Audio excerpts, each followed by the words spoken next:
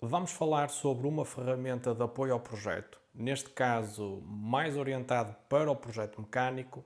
Trata-se assim de uma ferramenta CAD e bem conhecida, que é o SolidWorks. Eh, Este programa surge nos finais do ano de 1995. Foi desenvolvido inicialmente pela empresa norte-americana SolidWorks Corporation e, entretanto, foi adquirida pela multinacional francesa a Dassault Systèmes. Julgo que foi no ano de 1997, por aí. Esta Dassault Systèmes é muito conhecida também por uma ferramenta CAD, neste caso o CATIA, que é bem conhecido porque se trata de uma das primeiras ferramentas de modelação tridimensional e que já remonta ao início dos anos 80. O SolidWorks trata-se então de uma ferramenta de computação paramétrica e associativa. Esta técnica, acho que lhe posso chamar assim, foi inicialmente desenvolvida por uma empresa chamada PCT, que é a empresa que criou o ProEngineer, hoje em dia chamado Creo. Assim, esta ferramenta, neste caso o SolidWorks, assenta precisamente neste conceito: modulação, paramétrica e associativa.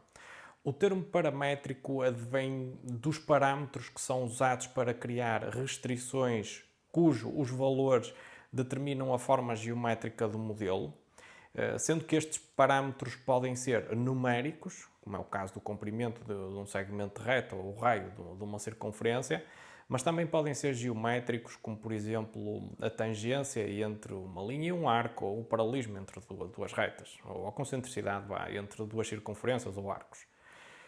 No caso de elementos singulares, podemos também atribuir relações de horizontalidade, verticalidade e até mesmo a fixação dessa entidade, entre outros. Há um termo que surge muitas vezes quando se fala de programas CAD, de modelação paramétrica. Esse termo é o Design Intent. Basicamente, o que é que isto significa? Algo relativamente simples. Como operador CAD ou designer, o que o operador CAD pretende é que a peça, apesar das alterações que eventualmente possa sofrer, acompanhe, como é que é dizer, acompanhe a forma inicial desejada. Vamos dar um exemplo para que seja mais simples. Imaginemos que temos um cilindro. O operador cria um furo no topo do cilindro. Se eventualmente a altura do cilindro aumentar, o furo deve permanecer no topo desse cilindro. Ok? Claro que isto é feito de uma forma automática. O SolidWorks corre em ambiente Windows. No entanto, pode correr num computador da Macintosh. É uma pergunta que me fazem muitas vezes. Sim, pode. E eu, inclusivamente, cheguei a criar um pequeno vídeo, com género de um tutorial, sobre como instalar o SolidWorks num computador Macintosh. Deixo o link na descrição, assim como também vou pôr aqui no canto do vídeo que neste momento estou a fazer. Permite a criação de sólidos ou superfícies. Tipicamente iniciam através de uma geometria bidimensional, um esboço, o termo que se utiliza é um sketch, que depois é transformado numa operação e essa operação sim irá gerar um volume, ou poderá gerar um volume tridimensional, porque também pode ser criada uma superfície que acaba por não ter volume. O termo feature não é mais do que as formas e operações que fazem parte de um modelo. Também é um termo que surge muito a miúdo. As formas são habitualmente definidas através de sketches que podem ser bidimensionais ou até mesmo tridimensionais. Vamos imaginar um furo, um rasgo, um ressalto ou outra coisa qualquer. Estas formas são depois extrudidas ou cortadas dependendo daquilo que se pretende. Se pretende adicionar material ou se pretende remover material. Ainda features que são apenas baseadas em operações. Por outras palavras, não têm qualquer forma base. Basicamente, elas não utilizam o tal sketch para a sua criação. São exemplos disso, por exemplo, o chanfro, um redondo, ou se quiserem chamar fillet, ou carapaças, ou se preferirem o nome, shell, e entre outros. Existem outras ferramentas que funcionam também sem terem como base um sketch. No entanto, e quase sempre a criação de um modelo no SolidWorks começa por um esboço 2D ou 3D, conhecido, lá está, por sketch, Este inclui geometrias de vários tipos, como é o caso das linhas, arcos, splines, pontos, elementos de apoio à construção da geometria, podendo eles até inclusivamente ser estes elementos, elementos geométricos, podem ser dimensões, não é? Para definir o tamanho da peça. E também as já referidas relações geométricas. Estas relações geométricas, no caso dos sketches, são bastantes. E eu já referi algumas, vou referir mais algumas, a coincidência, a horizontalidade, a verticalidade, a perpendicularidade, o paralelismo. Existem muitas outras que efetivamente permitem relacionar diferentes entidades bidimensionais, por exemplo, arcos ou linhas, mas também existem algumas que nem sequer são relacionáveis. O caso da horizontalidade ou da verticalidade não se relacionam com nada, ou seja, uma linha é horizontal e ponto.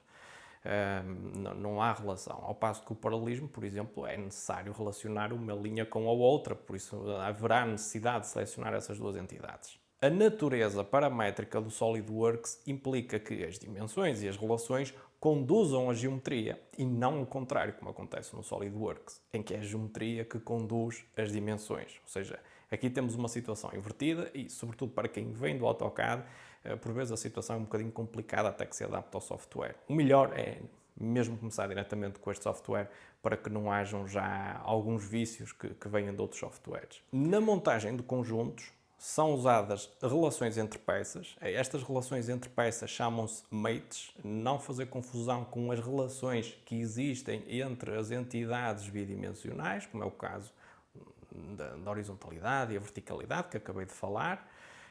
Estes mates irão possibilitar o alinhamento entre peças e basicamente o alinhamento como é que é feito? É feito relativamente ou seja, o alinhamento é criado relativamente um ou ao outro componente.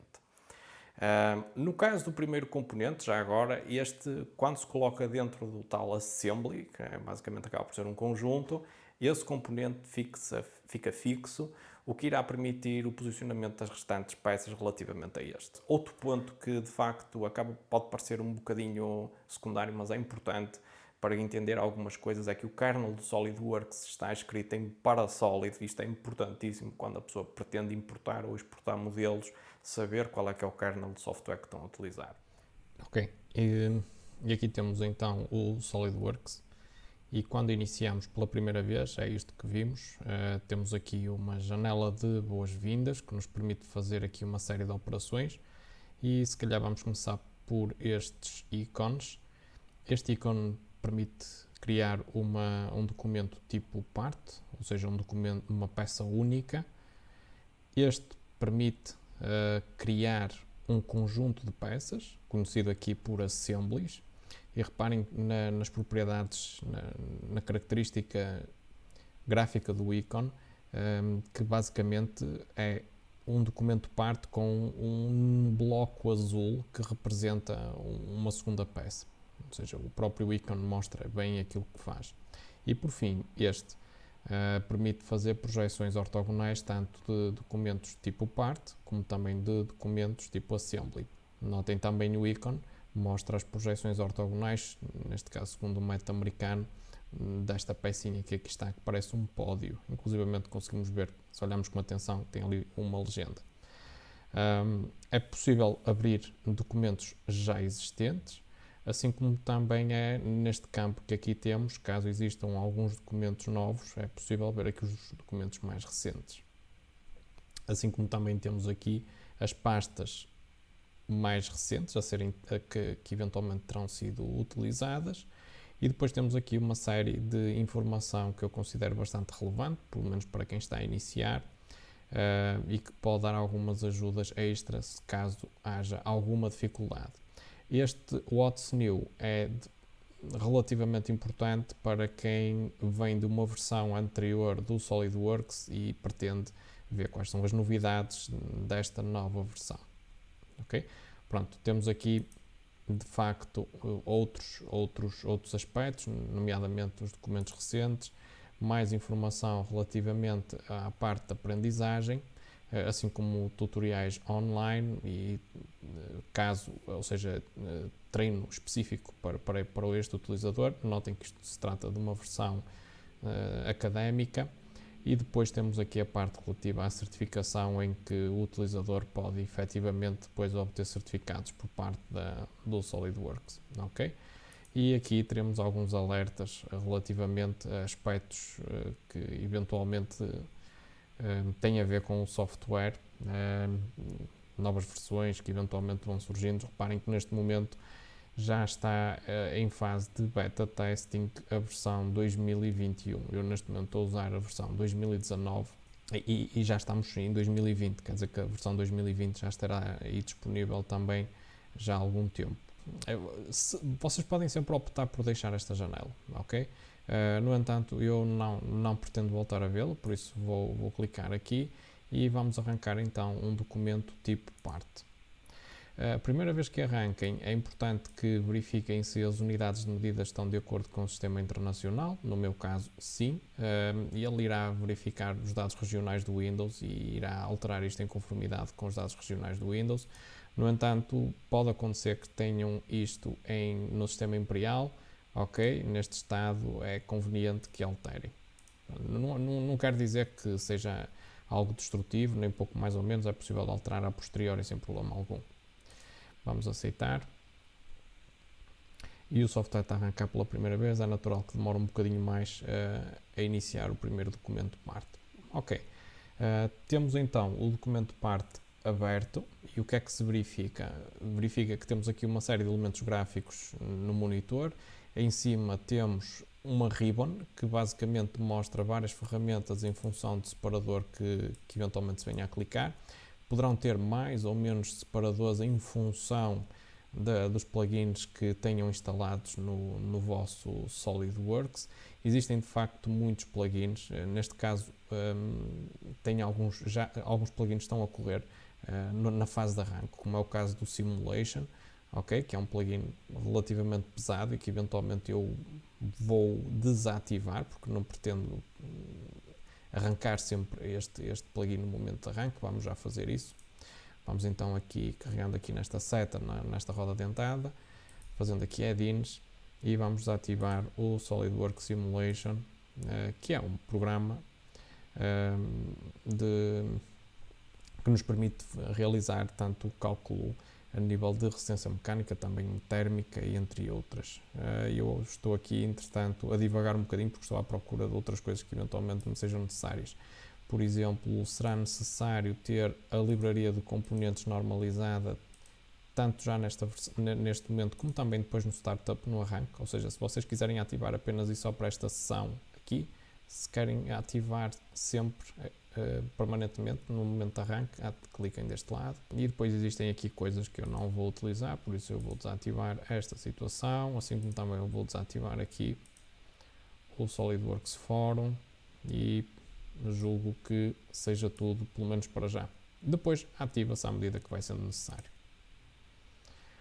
Muito bem, entretanto perdemos aqui um dos nossos separadores, temos aqui alguns que eventualmente poderemos querer ou não. Se quisermos acrescentar mais ou menos separadores aqui é relativamente simples, basta carregar na tecla direita num deles e reparem, eu tenho aqui este MDB Dimensions, vou tirar, ok, porque efetivamente não é algo que costumo utilizar, e este aqui também vou tirar.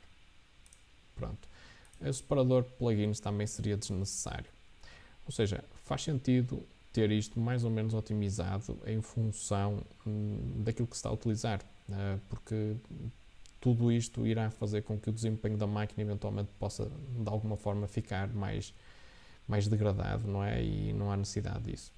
Outra informação importante, ainda falando aqui desta barra, aqui permite-vos procurar ajudas relativas ao programa, como é óbvio, não é? Sobre comandos. Eu habitualmente gosto de pôr isto aqui num modo parecido àquele que existe no AutoCAD, que é um command line, em que se eu digitar aqui, por exemplo, um comando, vamos digitar o command line, preferencialmente bem escrito, e reparem, temos ali o command line. Se eu carregar aqui neste olho que mal se vê, ele vai mostrar onde é que se encontra o command line, ok? Foi aqui uma ferramenta bastante interessante e útil. Já que estamos numa situação de ajuda, é importante saber onde é que o software mostra e tem a maior parte das ferramentas de ajuda disponíveis. Se passarem o rato aqui onde diz SolidWorks e arrastarem até à zona do Help, vão encontrar o SolidWorks Help, importante, ok? Porquê? Porque sem utilizar ajuda é muito difícil aprender de uma forma mais avançada as aplicações. Vamos então carregar e vão ver que se trata de um help normalíssimo, onde podem fazer pesquisas, inclusivamente podem procurar em função da versão do SolidWorks que têm instalado. Porque este help que neste momento está aqui será uma ajuda online, ok? Esta ajuda é online, apesar que eu acho que é possível descarregar uma ajuda offline. Um outro recurso importante será aqui o SolidWorks Tutorials, em que vos permite, de modo acompanhado, realizar tutoriais para quem está a iniciar e também tutoriais mais avançados. Por exemplo, temos aqui uma introdução ao SolidWorks para quem vem do AutoCAD, para ver algumas analogias que eventualmente possam existir entre um software e outro. Temos aqui a realização de uma peça, a realização de um assembly e a realização de um drawing. Todos estes, sobretudo estes 3 documentos, fazem parte do percurso típico de quem está a começar. Este será um exercício para 30 minutos, este para 45 minutos, este para 15. Apesar, dependendo das pessoas, poderá demorar mais ou menos um bocadinho. Eu vou fechar e vamos continuar então aqui a procurar e a decifrar aqui algumas destas coisas mais. Ok. Reparem que então dentro desta ribbon vocês têm operações.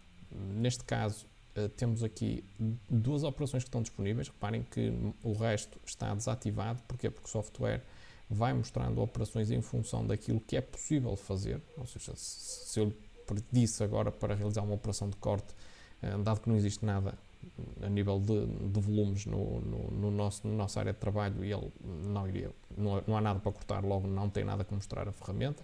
Isto aqui é algo que ainda bem que assim é.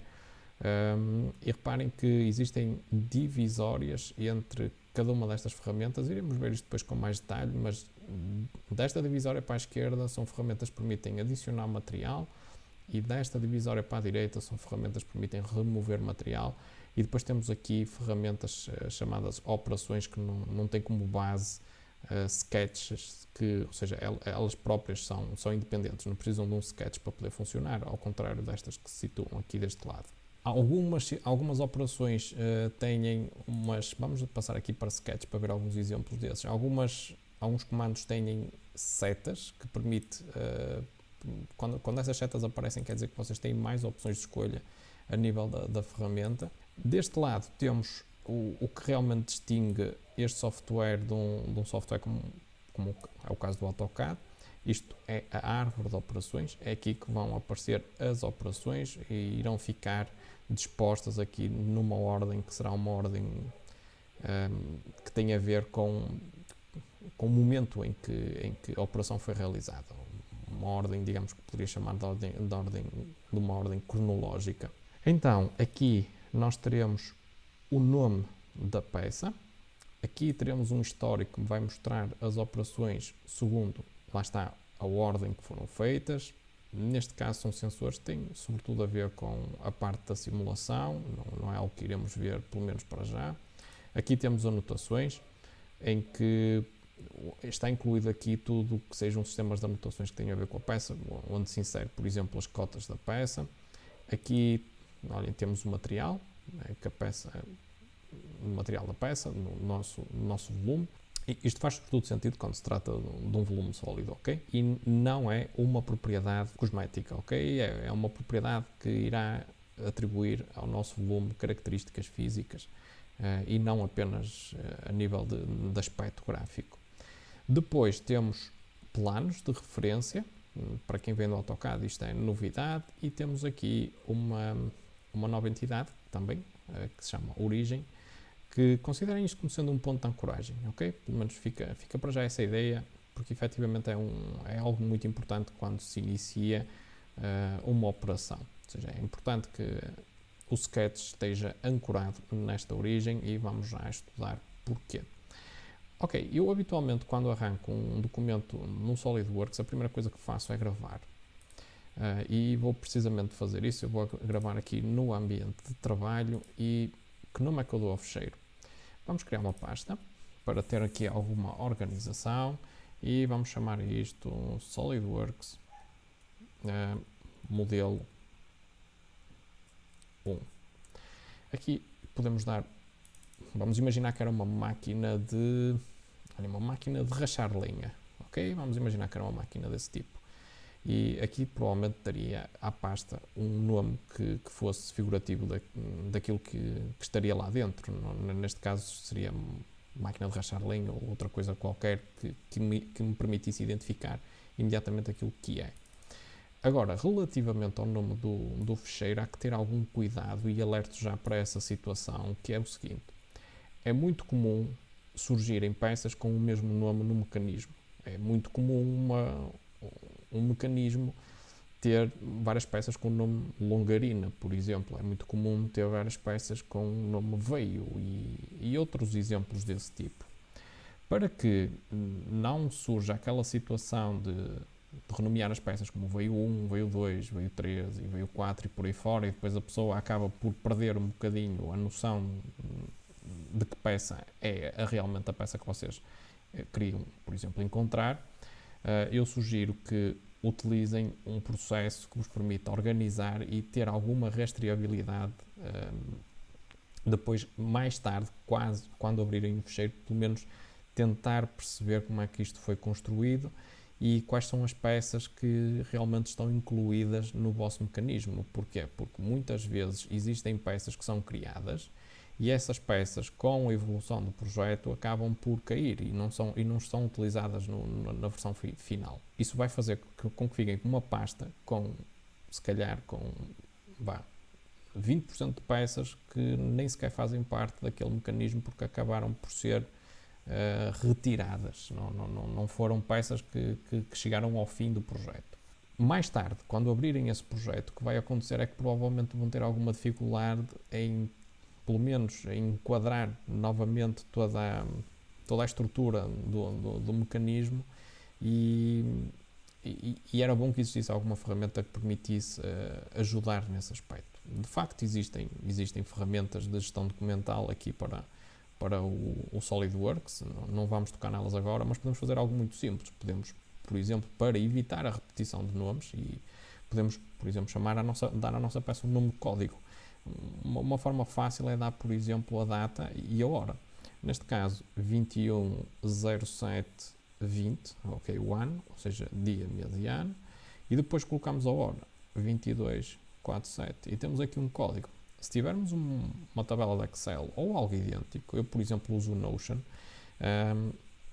que é uma aplicação muito interessante e que, por acaso, estou a pensar fazer um vídeo sobre ela, porque, de facto, é algo muito, muito bom. Notion, lembrem-se desse nome. Ou seja, se nós dissermos numa tabela ou na aplicação que assim desejarmos que esta peça equivale a uma peça com um determinado nome, olhem, por exemplo, o veio, e que esse veio pertence ao mecanismo X, ok? Vamos supor, neste caso, a nossa máquina de rachar lenha. E entre outras informações que consideramos importantes, nomeadamente a data, quem desenhou e tudo mais. Essa informação vai ficar, então, documentada.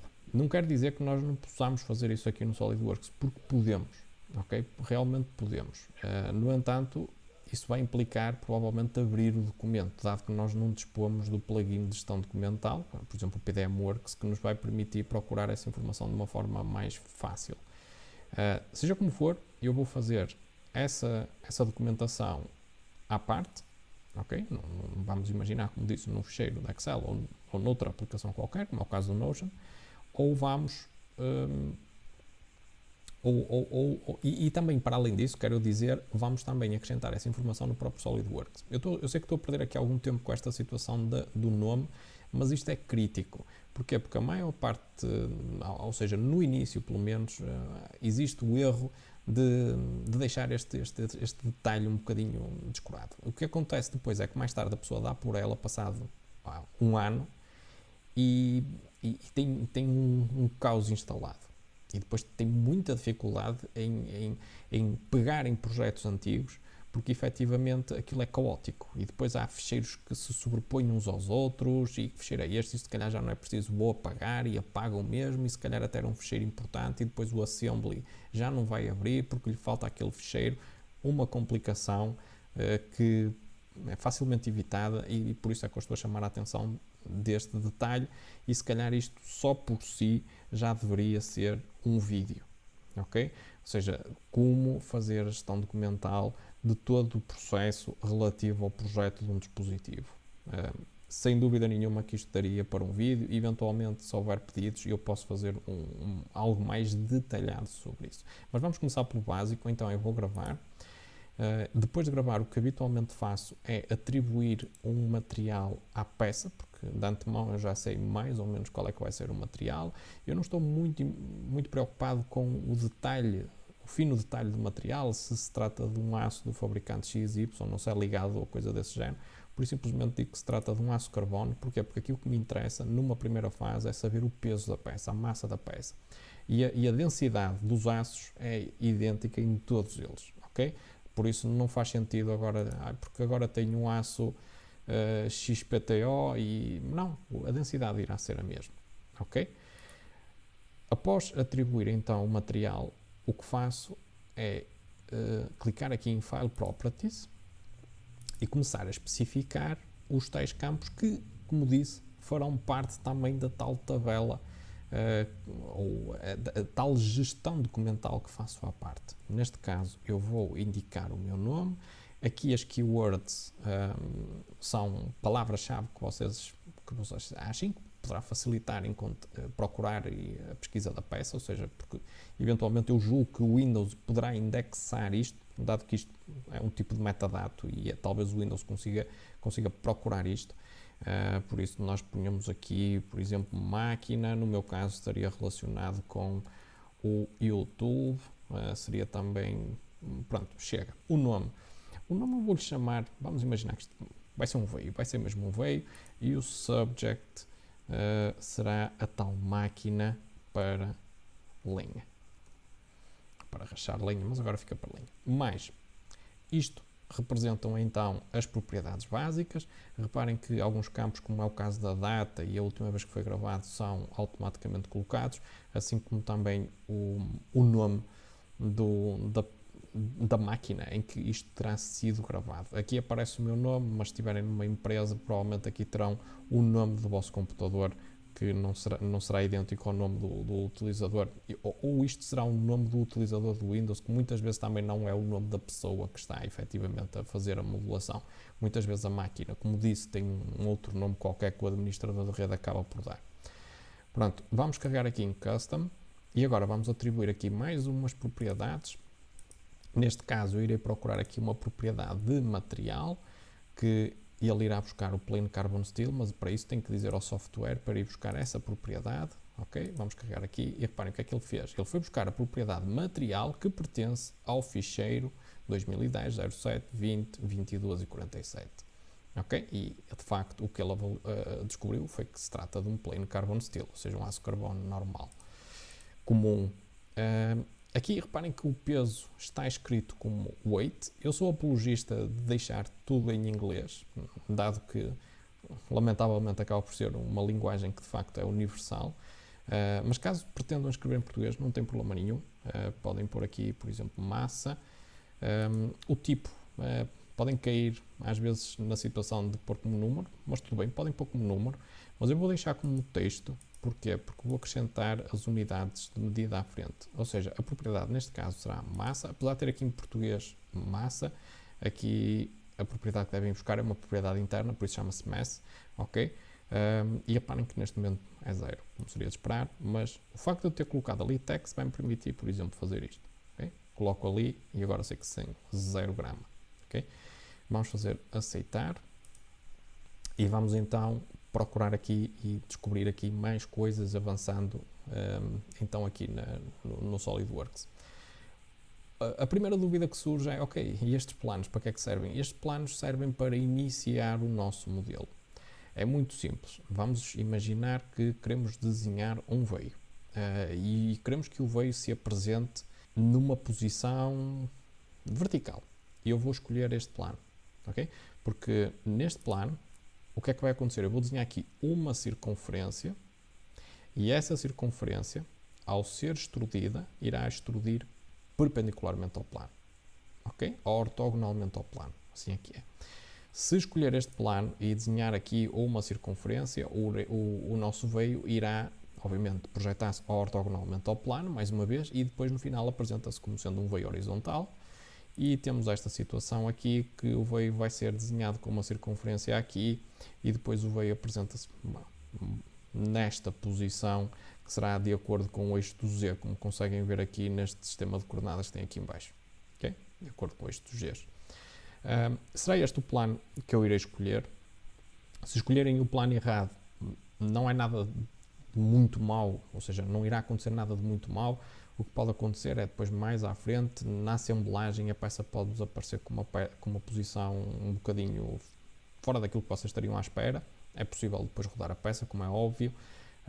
E depois também nas projeções, na criação das projeções ortogonais, no desenho técnico, o que irá acontecer é que às tantas vocês pedem a vista de frente e aparece-vos uma das vistas laterais ou a vista posterior, qualquer coisa assim desse género. Parece com as projeções trocadas. Por isso, tenham algum critério na seleção do plano para poderem iniciar então a modelação da vossa peça. Ok, após ter selecionado o plano, o que é que nós podemos fazer? Nós temos aqui agora duas situações que podemos fazer. Nós podemos dizer de antemão que queremos arrancar uma operação de extrusão. O que é que ele vai fazer?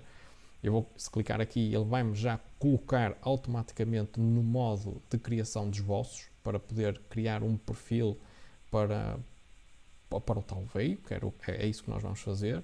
Ou então, pura e simplesmente, eu carrego aqui no separador Sketch e arranco logo para um Sketch. Qual é a vantagem, se é que há, de clicar aqui, diretamente em extrusão ou revolução, ao clicar primeiro aqui? Eu acho que se poupam alguns passos se clicarmos diretamente aqui.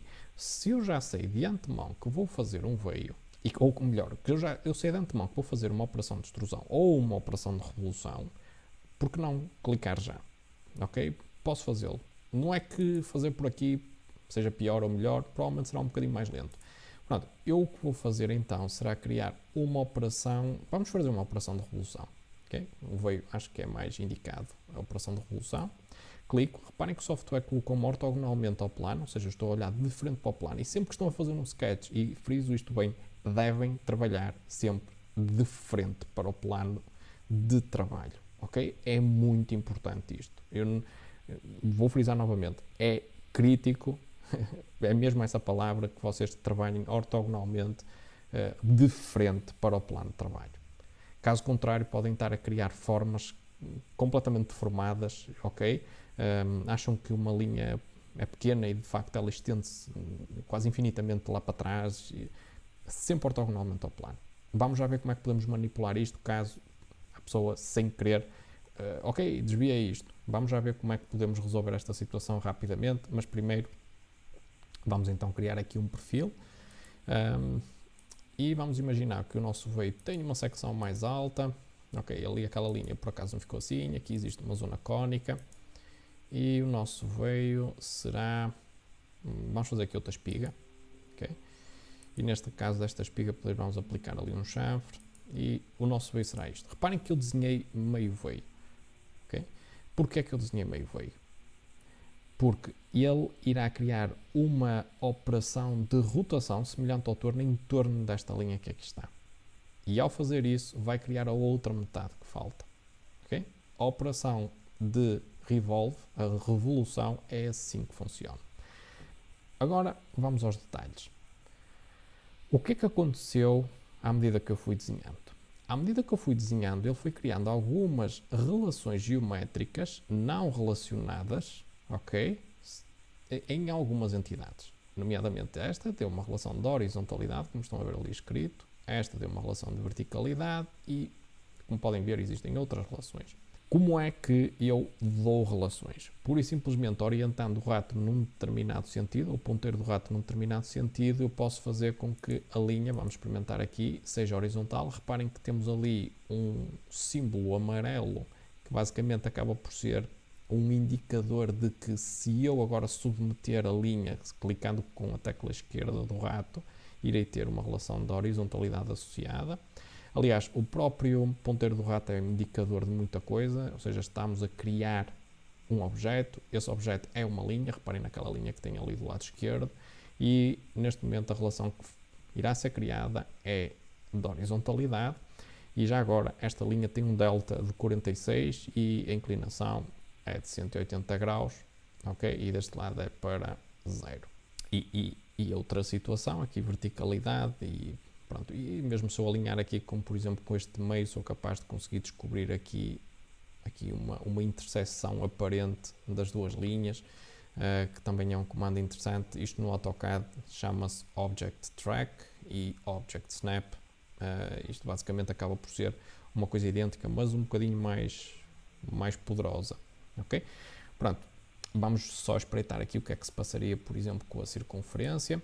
Reparem que a circunferência apresenta dois modos em termos de criação, tanto posso selecionar através do centro e do raio, como através de 3 pontos. Vamos criar uma circunferência. Reparem no rato, tem ali o ícone da circunferência, e o ícone representa precisamente a circunferência baseada no centro e no raio, e neste aqui o ícone é ligeiramente diferente, porque não iria se calhar caber ali aquela informação toda.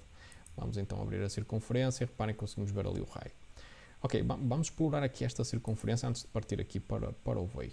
Esta circunferência acaba por ser um objeto muito simples e que vai dar para explicar aqui uma série de situações. Há momentos eu falei na importância da origem. Reparem que eu consigo movimentar a minha circunferência livremente apenas e só clicando e arrastando. Inclusivamente, se eu mexer aqui, o que vai acontecer é que eu consigo fazer variar o diâmetro com toda a facilidade. Ou seja, neste momento, esta entidade encontra-se numa situação de completa indefinição. O que acontece muitas vezes com as pessoas que vêm do AutoCAD, ou seja, com os utilizadores de AutoCAD, que já têm uns anos de AutoCAD, é que se veem um bocado atrapalhados. Porquê? Porque eles, no momento da criação das entidades, eles querem imediatamente colocar as dimensões para posicionar, por exemplo, o centro e para atribuir, por exemplo, o raio. O que é que eles fazem? Eles clicam nisto e descobrem que, ok, vamos clicar na circunferência e temos aqui qualquer coisa parecida àquilo que existia no AutoCAD. E então, ok, isto será a posição em X, vamos pôr em 0, posição em Y, ok, está na origem e dizem que o raio será 30. Pronto, e ficam satisfeitos com esta situação. Esta situação não é satisfatória para este software. Neste momento, a entidade continua completamente indefinida. Certo é que o raio estará certo. É 30. Eu consigo ver essa informação aqui e aqui em baixo. Diâmetro 60. Assim como também consigo ver o centro, aqui neste rodapé.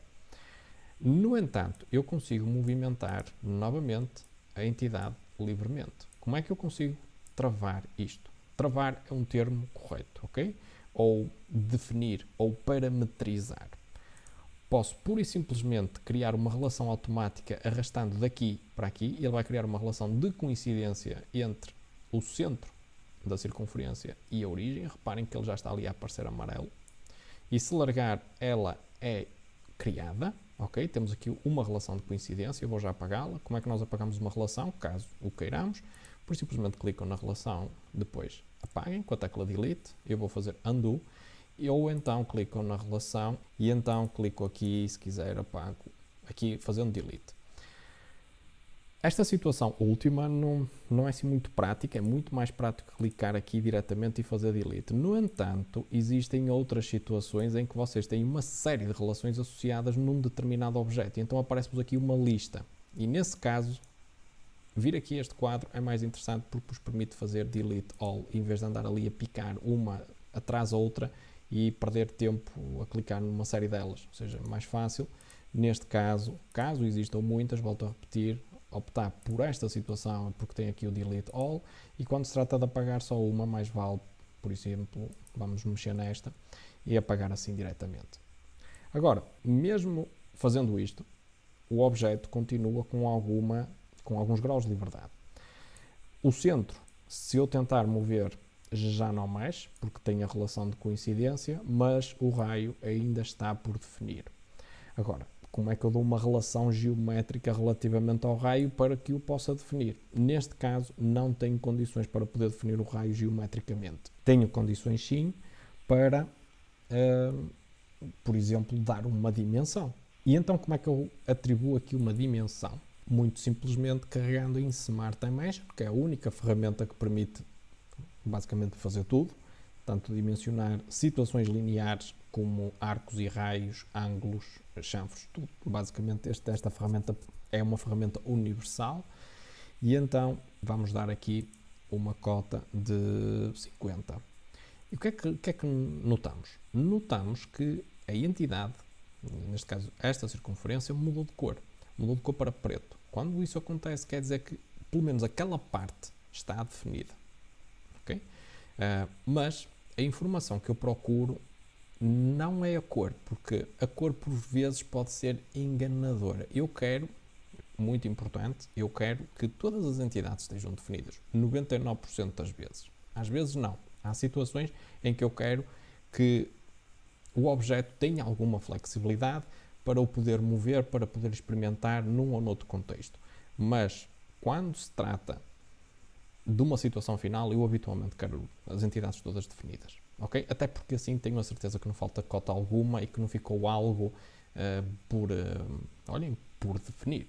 E então evito situações de surgimento de cotas mais à frente, tipo 49,56, não é? Que é uma cota que não faz qualquer sentido.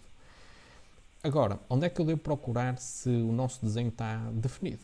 Aqui em baixo. Reparem que onde tínhamos as dimensões, há bocadinho que eu mostrei, neste momento nós temos aqui escrito Underdefined. Quer dizer que nós temos entidades por definir. Neste conjunto de entidades, algumas estão por definir e algumas delas são bastante óbvias e até são bastantes. Temos aqui muita coisa por definir. Eu vou apagar este exemplo, mas sem antes mostrar aqui outra situação para vocês verem que efetivamente isto é muito flexível. Ou seja, nós temos neste momento o raio definido, quer dizer que ao ter apagado aquela coincidência eu consigo mexer a circunferência sem problema nenhum, como também se quiser posso agarrá-la ali e fixá-la ali. Mas eu vou criar aqui uma coincidência com este ponto de outra maneira. Vamos, por exemplo, clicar no ponto, na origem, e dizemos horizontal. E agora vamos clicar no ponto e na origem e vamos informar como sendo vertical. E temos exatamente a mesma situação. Muito simples, mas dá para perceber que não existe só um caminho para chegar a um determinado objetivo. Relativamente às cotas, é algo que as pessoas às vezes fazem um bocadinho de luta relativamente a isto, porque querem apagar uma cota e não conseguem. Se querem apagar a cota totalmente, a forma mais fácil é clicar ou na linha de chamada ou na linha de cota. Não cliquem diretamente em cima da cota, porque o que irá aparecer é que vão entrar na cota em modo edição. E não é isso que pretendem. Se calhar o que pretendem é apagar a cota. Por isso cliquem, alguns, noutro sítio, desde que seja na linha de chamada ou na linha de cota, e aí sim podem apagar. Eu agora vou apagar totalmente o objeto, quer dizer que todas as relações relativamente a esse objeto irão também desaparecer, e vamos tratar deste objeto aqui. Okay? Existem coisas que não estão bem neste momento, por exemplo, esta linha é vertical, e vamos começar a atribuir dimensões e vamos tentar ver o que é que se passa. Reparem, neste momento, se eu tentar mexer o objeto, ele estará bastante caótico em termos de definição geométrica. Eu, inclusivamente, o que eu costumo fazer é forçar a que as entidades efetivamente fiquem tortas para perceber o que é que realmente não está bem. E então vamos fazer aqui horizontal, este e este, vamos dar uma relacional, okay? Clicando nas duas, usando o controle, e agora perpendicular, e vamos novamente fazer um teste. Pronto, neste momento o que deverá faltar muito provavelmente são dimensões. Okay? Lembrem-se que o objeto para estar bem vai sempre precisar de ir para aqui para a origem. Por isso o ideal seria mesmo começá-lo a desenhar na origem. Eu não o fiz de propósito, mas o ideal seria mesmo ter isto na origem, começar a desenhar este objeto na origem. Vamos atribuir cotas, vamos dar aqui uma dimensão, que será o atrabancamento. Vamos supor que tem 198, não sei se isto estará dentro da série de Renard, provavelmente não, mas para já fica. 45. Aqui vamos pôr 70, 50. E neste caso eu vou dar um ângulo de 16 graus. E agora, o que é que faltará? Faltará, como é óbvio, os diâmetros, ok? Eu gostaria de dar como diâmetro, de facto. Mas se eu fizer isto, eu não vou ter sorte, eu vou ter como um raio. Lembrem-se que nós temos outra metade do veio para desenhar e interessava-me dar o diâmetro. Não queria agora estar a fazer a conta. Eu tenho algumas formas de resolver este problema, ok? Algumas. Uma delas será fazer diretamente a conta aqui. Vamos supor que eu até sei o diâmetro, e que o diâmetro é 30. O que eu posso fazer é 30 a dividir por 2. E ele dá-me imediatamente o raio. Okay? Outra forma, se calhar mais simpática neste caso, até porque isto pode vir a dar jeito, é criar, se calhar fui demasiado rápido, é uma linha de construção. O nome é enganador. Centerline, ok? Linha de centro. Não, é uma linha de construção. O que é uma linha de construção? É uma entidade muito especial que é invisível à operação. Quer dizer que a extrusão não a vai considerar, ou neste caso a revolução não a irá considerar como fazendo parte do objeto. Faz sim parte como sendo um objeto de suporte à criação da geometria. E este objeto de suporte vai-me permitir, por exemplo, fazer isto. Eu vou clicar lá. Reparem, nada de especial, mas quando arrasta a cota para baixo, acontece isto. Okay? Com um simples arrastar. E neste caso, esta cota será 45. E vamos dizer que estas duas linhas, para não ter que dar aqui nenhuma cota, estas duas linhas são colineares. O que é que falta? Quando não sabemos o que falta, há uma forma muito simples de verificar. Arrastamos o objeto. Reparem que neste momento o objeto se está a comportar como um todo, o que é bom sinal que provavelmente poderá não faltar assim muito nada em termos de tanto de componente geométrica como também de componente dimensional. Okay? Relativamente a esta situação, podem considerar, então temos também que dar aqui a dimensão disto? Não. Isto trata-se de um elemento de apoio, de construção e não é necessário dar cotas porque ele não é necessário definir. O que é que eu vou fazer a seguir será dar uma relação entre este ponto e a origem. Vamos dar coincidente. E o que é que acontece? Acontece que temos o nosso sketch totalmente definido. E como é que eu sei? Porque ficou preto. Sim, é verdade, porque ficou preto, mas isso não é suficiente. O que eu vou verificar é aqui em baixo e reparem que diz Fully Defined. Neste momento, este perfil que aqui se encontra está no modo a que eu chamo, e outras pessoas também chamam de Watertight. Se eu colocar, imaginem que isto é uma parede, ok? Se outra parede e a parede está completamente fechada. Se eu colocar água aqui no meio, a água não vai escapar por lado algum. Isso é importante. Se porventura existisse uma microfissura, algures numa destas zonas, por exemplo aqui na união desta linha com esta, o que iria acontecer é que a operação não iria ter o resultado esperado. Eu ia dizer outra coisa, mas vocês não iriam ter o resultado que eventualmente estarão a esperar. Outra situação que é muito comum ver, e pelo menos nesta fase vocês não a devem fazer, pelo menos devem fazer isto sim, ou podem fazer isto sim, quando souberem aquilo que efetivamente estão a fazer, é esta. Neste momento, se eu deitar água, vamos outra vez para a analogia do modelo watertight, se eu deitar água aqui onde tem o rato, o que vai acontecer é que vamos encher esta zona. Mas esta zona não. Na realidade, acabamos por ter dois perfis e não um. Okay? Nós devemos ter um perfil. Okay? E temos dois. Quer dizer que o software irá resolver este problema de outra forma, mas não será aquela solução que vocês pretendem obter. Eu não vou agora entrar em detalhe, mas de facto isto é algo que devem evitar. Como outra situação que surge com alguma frequência é, por exemplo, isto. Esta situação o software até a demonstra de forma a que seja diferenciada. Notem que as linhas têm uma determinada espessura e esta é mais fina. Isto que aqui está, habitualmente surge, como é que é dizer?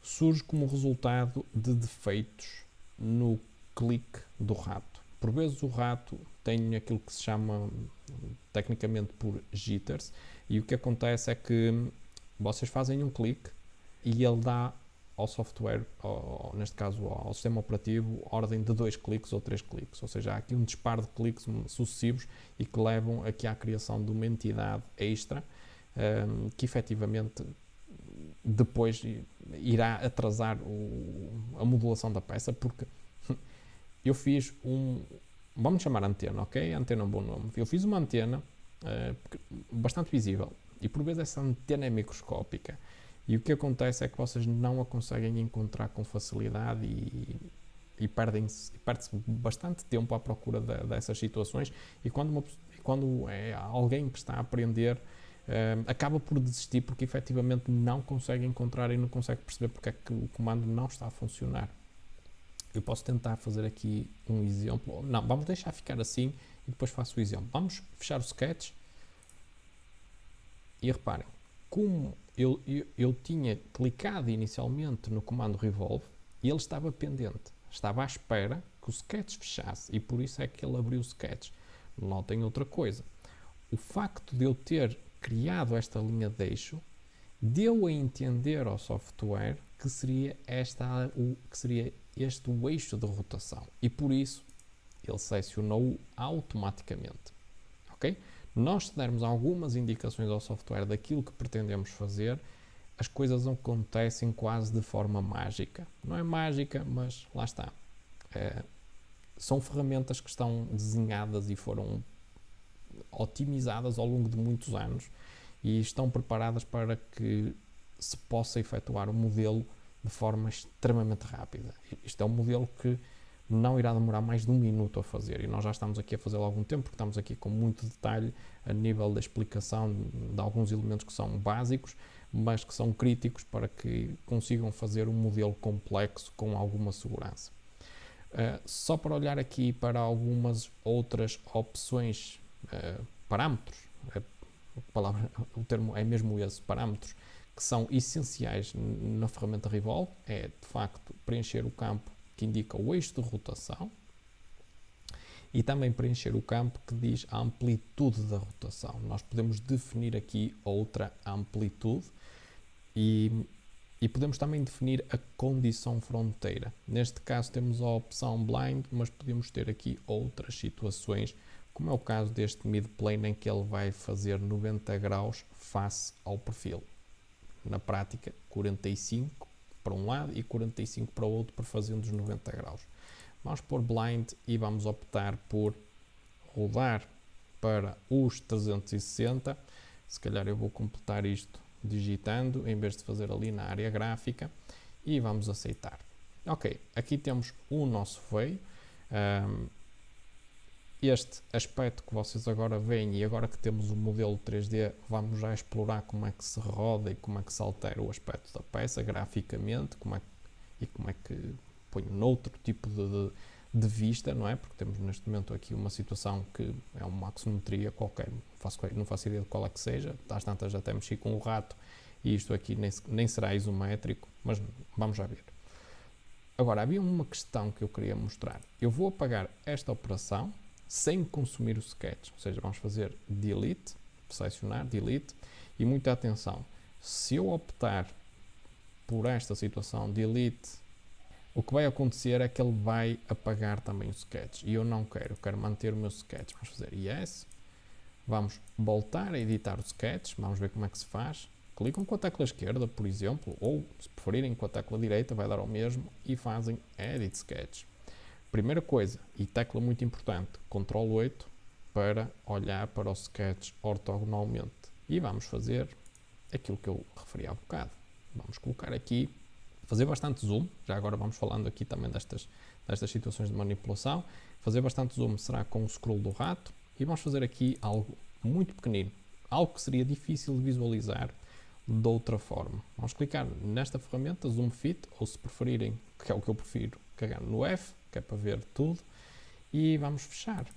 E agora o que é que vamos fazer? Vamos aplicar novamente o comando Revolve a este sketch.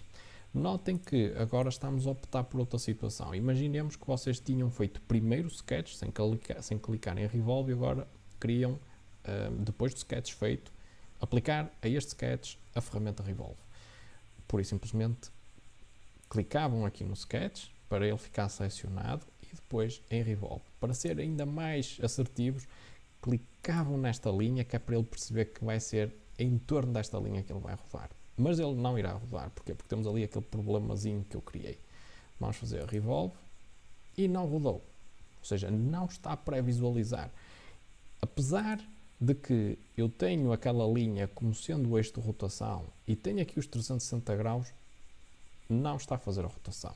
O que os alunos fazem muitas vezes é, como vem este campo aqui que entretanto apareceu, que se chama Selected Contour, vão selecionar um contorno aqui e ao fazerem isso, Eles vão resolver o problema, mas podem estar a criar outros. O que devemos fazer é, não criou, ou seja, houve um problema com o sketch, a operação não foi executada como previsto, vamos editar o sketch e a primeira coisa, Ctrl 8, e a primeira coisa que devemos procurar é se existem falhas visíveis. Pronto, não há nada visível.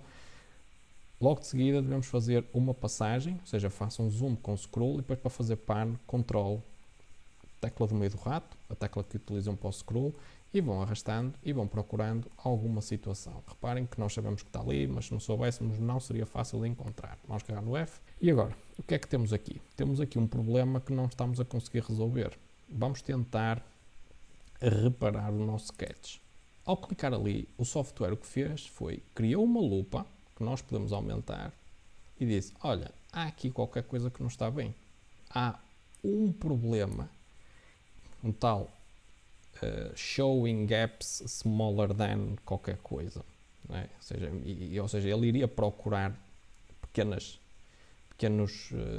afastamentos, pequenas rupturas, e neste caso até encontrou foi uma pequena linha, que acaba por ser considerada também uma ruptura, e está-nos a dizer que existe ali qualquer coisa. Se houvesse mais, ele aparecia aqui uma, de duas, ou de três, ou de quatro, e nós íamos fazendo, clicando até que passássemos todas e ficaríamos a saber onde é que estaria o problema. Esta ferramenta, sem dúvida nenhuma, é inestimável, ok? Ou seja, é uma ferramenta de facto muito importante e que nos permite poupar imenso tempo, porque me permite apagar isto assim diretamente, mesmo com a lupa. Posso agora atualizar, não foi encontrado qualquer problema, fecho o meu sketch, aplico, faço aquilo que fiz há bocado, ou seja, seleciono primeiro aquele objeto, faço revolve e reparem que tenho imediatamente a pré-visualização da operação, por isso vou submeter a operação e aqui tenho a minha operação criada. Pronto, à medida que fui falando nisto, eu fui também descrevendo aqui alguns comandos que me permitem manipular o objeto sem alterar o objeto, ou seja, manipulá-lo, mexê-lo. O orbit que nos chama orbit, chama-se rotate object ou rotate simplesmente aqui no SolidWorks. Permite-me rodar o objeto na posição que pretendo, ou seja, ele vai rodar mais ou menos em torno da posição do rato. Um outro comando muito importante é o control, tecla do meio do rato também, ou seja, o que se utiliza para o scroll. Reparem que o control mais essa tecla, a tecla do meio do rato, permite-me fazer o pan, muito importante também, mas não tão importante como isto. Eu considero esta operação muitíssimo mais importante que o pan no caso de um software de emulação tridimensional. O pan é muito importante em softwares de 2D, ok? Tipo o AutoCAD, muito importante. É o comando talvez que mais se utilize. Neste caso, o rotate é muitíssimo mais importante, ou seja, ele tem aqui no SolidWorks uma primazia sobre o pan e acho que isso está mesmo muito bem. Por exemplo, essa situação já não acontece no Inventor e é algo que, na minha opinião, não faz qualquer sentido. Talvez eles a política tenha sido manter alguma coerência entre as diferentes aplicações, mas não compreendo porque é que o Orbit é tão complicado de fazer, ou seja, implica a utilização de uma tecla secundária para poder executar uma rotação. Mas adiante. Aqui nesta primeira fase vocês têm formas de visualização. No meu caso eu tenho aceleração de hardware, isto vai depender depois da placa gráfica que vocês têm. Se tiverem uma placa gráfica profissional terão aceleração de hardware, caso contrário a peça terá este aspecto. Não é melhor nem é pior, por vezes até é mais fácil visualizar as diferentes secções das peças e detalhes deste modo. O que devem desativar é o shadow, ok? Isto pura e simplesmente não tem qualquer interferência, é só algo cosmético e que não tem qualquer interesse. Devem desativar e torna já agora, no caso de umas peças mais complicadas ou muitas peças, pode tornar o software o desempenho mais lento. Aqui o Ambient Occlusion vai-vos criar sombras mais carregadas junto às arestas. Depois tem modos de perspectiva, não usem, ok? E depois tem aqui uma outra forma de visualização semelhante a um cartoon, um desenho animado, ok? Vamos fechar. Pronto, isto aqui não tem qualquer implicação na peça. Isto tem implicação no vosso ambiente. Há quem prefira ambientes muito mais claros, há quem prefira ambientes mais escuros. Isto depois acaba por ser uma questão de preferência. Aqui nós temos forma de alterar o aspecto da peça, mas apenas graficamente, ou seja, reparem que não caiam na tentação de achar que se calhar se selecionarem aqui um aço escovado, eu vou aplicar à peça, por alguma razão isto tem propriedades físicas diferentes daquelas que nós escolhemos a quando a definição do material. Não, isto é apenas e só uma textura, não mais do que isso. Por exemplo, cromado. O cromado costuma funcionar, eu não gosto muito porque é um objeto com um índice de reflexão extremamente alto e se porventura não há luz suficiente isto tende a ficar muito escuro. Pronto, ok, isto são coisas de detalhes que efetivamente não são críticos. Eu vou remover esta aparência. Reparem, eu fui aqui na árvore de operações, a própria árvore de operações tem um ribbon, ok? Mas para já não prestem muita atenção a isto, porque efetivamente acaba por ser nem de perto nem de longe importante para este caso. Vamos voltar a pôr isto como estava. Aqui já tem algo mais importante. Reparem, a primeira opção é o chamado Shaded, ou Gouraud Shading, que basicamente o que faz é apresentar uma textura e as zonas de mudança de secção ele cria ali uma aresta que é francamente visível. Aqui essa aresta desaparece. Aqui vocês têm o objeto representado como sendo só em linhas. No entanto, as arestas invisíveis não se vê. Aqui já conseguimos ver as arestas invisíveis. Talvez este modo de visualização não seja o melhor para ver, mas aqui talvez se consiga ver melhor. E aqui temos uma representação mesmo só wireframe, ou seja, só mesmo a parte de linhas. Então, vamos voltar a pôr isto como estava. Aqui esta situação, como isto foi um software acabado de instalar, eu não sou nada apologista aqui deste cubo. Acaba por ser uma das situações tipo a sombra, acaba por atrasar todo o processo, apesar de graficamente permitir perceber exatamente o que é que irá acontecer, mas não é fácil, não é questão de ser fácil, ou seja, eu acho que atrasa e bastante o desempenho da ferramenta. Pronto, seja como for, se vocês clicarem aqui, o que vai acontecer é que vão ter este cubo à vossa frente e vai-vos permitir rodar a peça deste modo. Eu vou desativar, é logo uma das primeiras coisas que faço, ok? E como é que eu altero? Posso alterar mexendo aqui nestas diferentes, são projeções, ok? Temos aqui uma projeção frontal e temos aqui uma projeção lateral. Vamos ativar aqui outras coisas que entretanto ficaram ativas, isto, perspectiva, e isto, o Ambient Occlusion, é para tirar. Vamos pôr aqui isométrico e dentro das axometrias vocês têm a isometria, tem a parte dimétrica e tem a componente trimétrica, mas eu também não utilizo isto assim, como disse, eu habitualmente utilizo a tecla espaço e isto mostra-me todas estas possibilidades junto à minha posição do rato. Reparem, tem o rato aqui em cima e aparece aqui em cima. Aparece aqui sempre à mão de semear. Mas nem isto costumo utilizar. A verdade é que eu rodo a peça de outra forma. Tipo, eu quero ver a peça ortogonalmente a esta face, clico na face e depois Ctrl 8. Essa opção está aqui, é esta. Ctrl 8. E depois, quando quero rodar para outra posição, utilizo os cursores, as teclas de cursor. Ou seja, vou rodando. Neste caso, eu estou a fazer cliques.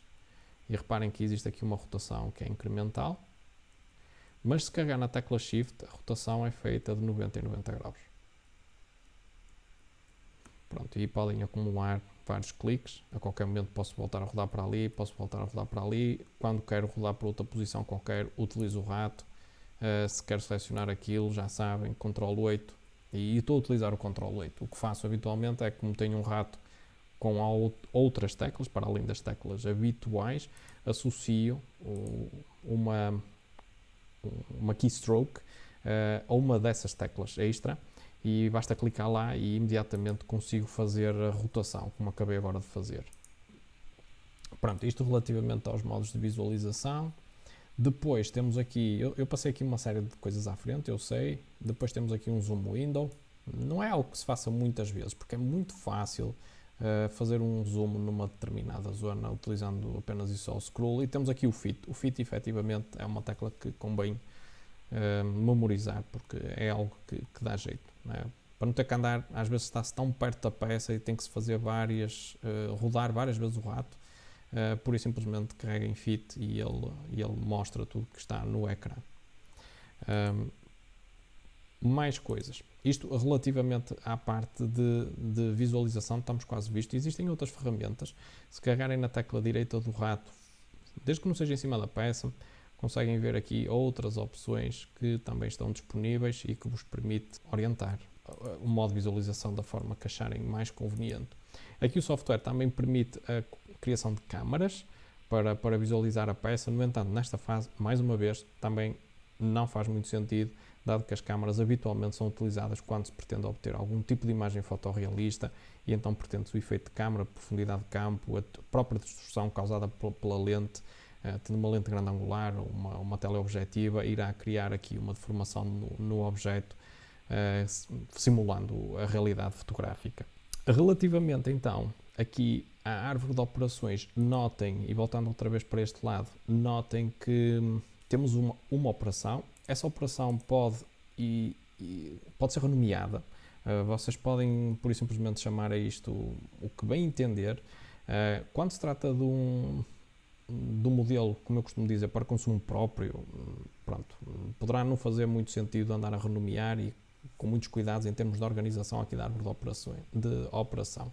Ou operações, peço desculpa. No entanto, quando se trata de um ficheiro que vai ser partilhado com outras pessoas, faz todo sentido renomear as operações e inclusivamente criar pastas para tornar toda a gestão e o tratamento do próprio modelo para que ele fique mais fácil, com uma leitura mais fácil. Caso contrário, isto pode ser caótico. É muito fácil ter aqui centenas de operações e procurar uma operação pode, por vezes, não ser muito fácil, ok? Vamos acrescentar mais alguns elementos a este veio. Eu vou colocar aqui um chanfre neste sítio. O chanfre é daquelas operações que não precisa de sketch. E onde é que ele está? Quando não sei onde é que está, por exemplo, eu vejo aqui o fillet, ok? Já sabemos que deste lado temos operações que permitem acrescentar material e deste lado tem operações que permitem remover material. E neste lado tem as tais operações que não têm o sketch como sendo uma base. Mas não vejo o chanfre. O que é que eu posso fazer? Posso, na tal linha de comandos que entretanto coloquei, posso começar a escrever e cá tenho o chanfre. E se quiser, posso clicar já e ele irá invocar o comando, ou então, para referência futura, posso querer saber, ok, ele está ali dentro do fillet. Muito bem, vamos então espreitar, está ali, chanfre. E vamos aplicar aqui um chanfre nesta face. Ele não está a pré-visualizar, eu gosto que ele pré-visualize, vamos ativar essa opção. Vamos fazer uma pré-visualização para já parcial e agora também quero um chanfre nesta aresta e nesta aresta. Por isso, okay, nestas duas arestas. Por isso vou clicar diretamente nesta face, mas reparem, ele está a pré-visualizar apenas e só a última situação que foi clicada, mas eu quero pré-visualizar tudo, por isso posso fazer aqui Full Preview. Esta opção que eu acabei de ativar pode às vezes ser muito má ideia. Sobretudo quando se tratam de muitos chanfres e muito complexos, pode atrasar e muito o processamento da peça. Algum cuidado aqui. Quando se tratam de peças muito simples, não há problema nenhum em fazer full preview, no entanto, por segurança, esta será a melhor das hipóteses, ok? Não quer dizer que não possam comutar para ver como é que fica. Ok, temos os chanfres e se calhar agora faria sentido também, vamos fazer aqui um escatel. Vamos fazer um escatel aqui nesta zona, aqui na parte de cima. E como é que eu faço um escatel? Lembram-se que quando eu iniciei esta peça eu fui forçado a utilizar um dos planos de referência. Neste momento eu posso na mesma usar os planos de referência sem qualquer problema, ok? Tenho este plano de referência que poderia usar e fazer um retângulo, alguns aqui que iria cortar a peça, mas agora a própria peça também ela tem planos e esses planos, essas faces, têm que ser planares, por exemplo, esta nunca daria. Essas faces podem ser usadas para abrir uma nova operação, que por sua vez irá abrir um novo sketch. Vamos abrir aqui uma operação de corte, Extrude Cut, aonde? Nesta face. Reparem que o software agora não colocou ortogonalmente, vamos fazer nós, Ctrl 8. E vamos desenhar aqui um retângulo, vamos desenhar o perfil que é necessário para executar o corte. Eu vou optar pelo comando retângulo ao centro. Vamos procurar aqui o quadrante da circunferência que ele detectou e até inclusivamente fez ali uma coincidência. E definimos agora a dimensão do chanfre. Vamos supor que era isto, ok? E damos aqui uma cota, vamos imaginar que era 10, eu nem sequer estou a seguir nenhuma tabela e com toda a certeza que se der nesta uma relação de igualdade entre estas duas entidades, iremos ter 10 por 10. Notem que isto ainda não está estabilizado, ele gira em torno daqui da geratriz deste cilindro, mas interessa-me que ele fique orientado com a origem. Quero que ele fique numa posição vertical à origem. Assim, clico neste ponto, na origem, e digo que existe uma relação de verticalidade. Notem que o software já, eu vou fazer novamente, ele pré-ativou a verticalidade. Okay? Reparem, está pré-ativa. Vamos clicar e temos o nosso sketch definido.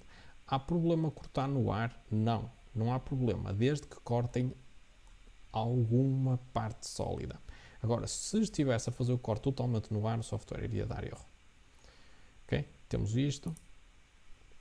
Neste caso, a minha condição fronteira não será esta, de blind. Blind é algo que está limitado até um determinado ponto. Neste caso, eu vou escolher through all. Quero que seja vazado. Fazemos aceitar e temos aqui este efeito. Agora, algo muito interessante relativamente aqui à árvore de operações. Vamos imaginar que o chanfre tinha sido feito depois do corte.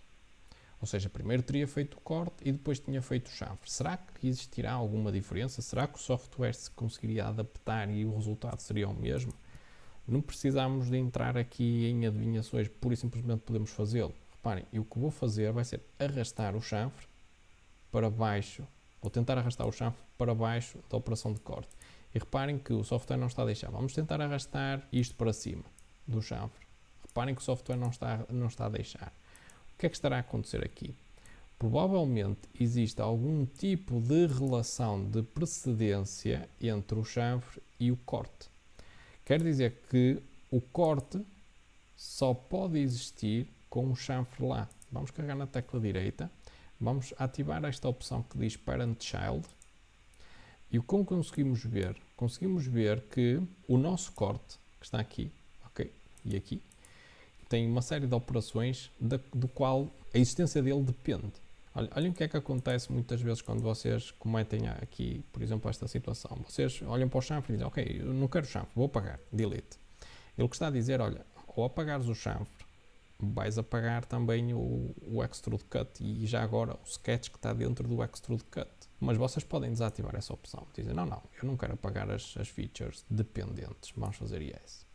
Ok? E aqui temos um erro, o nosso primeiro erro. O que está a acontecer é que ele está-me a avisar que dentro da operação Extrude Cut existe um sketch e esse sketch tinha uma relação com o chanfre que entretanto foi apagado. Existia lá aquela relação daquele ponto que estava no centro daquele quadrado que eu construí, que estava apoiado numa aresta do chanfre. E vamos ver que era verdade isso. Vamos editar aqui o sketch e vamos espreitar e vamos tentar resolver esta situação. Vamos pôr Ctrl 8 e o que é que eu noto? Noto que a maior parte das relações estão a verde, mas existe aqui uma que está com uma cor acastanhada. O que é que eu faço? E às vezes não é fácil de encontrar, porque podem existir centenas de relações. O que podem fazer, vamos voltar a entrar agora sim dentro do sketch. O que podem fazer é Display Delete Relations. Cliquem ali. Ok? Vamos clicar e vamos dizer ao software para procurar as relações que estão no modo Dangling. E encontrou uma. São aquelas que estão a verde. Se existissem mais, apareceriam aqui. Vamos fazer Delete. Pronto. Aceitar. Resultado. Neste momento, isto já está a mexer outra vez. O que é que eu posso agora fazer? Eu posso voltar a definir a relação, por simplesmente arrastando para cima do contorno desta circunferência e largar. A relação foi criada, ou podia, se preferirem já agora, para que fique visto, clicam no ponto, clicam no contorno e dizem que é coincidente. Ficou definido. Fecha um sketch e o erro desapareceu. Agora o que é que posso fazer? Eu agora posso voltar a fazer o chanfre. Clicando ali, neste caso de 10 nunca será, mas fazendo isto. Reparem que o comportamento foi bastante diferente. Ok? O que acontece é que eu há momentos cliquei nesta face e tive estas arestas selecionadas, precisamente aquilo que pretendia. E agora, se eu aceitar, isto não é nada daquilo que eu pretendo, até porque isto não se parece nada aqui com um escatelo. O que é que nós podemos concluir daqui? A ordem das operações é importante. A forma como eu faço o meu modelo, o tal design intent, tem muita importância. As pessoas devem pensar antes de executar uma peça. É claro que para quem tem experiência, tudo isto sai de forma muito natural. E quem está a ver, parece fácil. No entanto, por vezes, quem está a começar depara-se com problemas como este. Eu, por acaso, fiz um fillet e agora é que estou a ver e queria um chanfre. Okay? O efeito será muito semelhante. Mas quem está a ver, ok, isto é sempre a seguir. Não, é preciso ter aqui algum critério.